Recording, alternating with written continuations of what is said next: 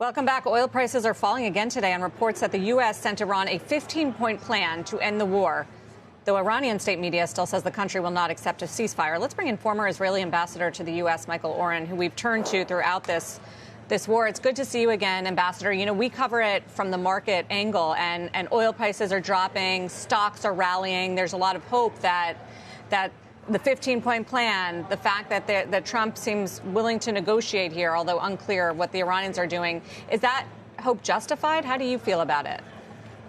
It's good to be with you. You know, last night when the president was declaring victory over Iran, we were in our bomb shelter here being pummeled by rockets. And the feeling in Israel was that somebody in Tehran hasn't actually gotten the memo that the war may be over.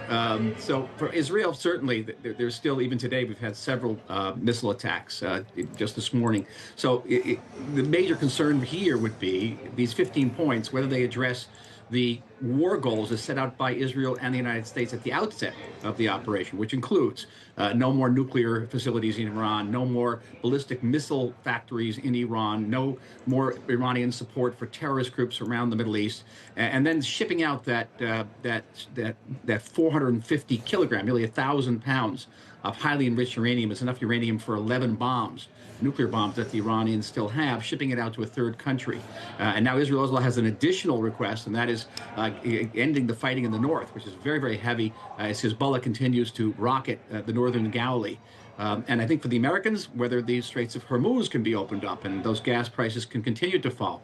So there's a lot of ifs here. I think Israel's main concern is that you'll get into a negotiation. The Iranians are very, very good negotiators. You know, they invented chess, and whether they'll drag out those negotiations, water down those goals, and the Iranian regime will survive. It will begin to rebuild its military capabilities, and Israel will be in a position we're going to have to fight this war again in maybe 5 years from now.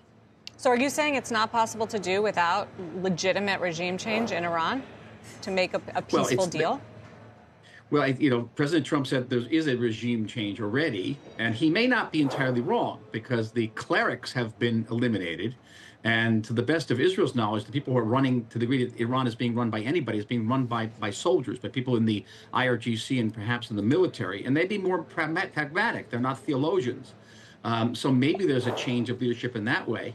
But let's be honest about this. An Iranian regime that does not support terror, does not seek to build ballistic missiles, does not seek to get a nuclear power, and is not operating, you know, Hezbollah, telling Hezbollah to shell northern Israel. That is a regime that is changing its DNA. It's a very different government. And if the president can accomplish that kind of change, I think the Israelis would be delighted.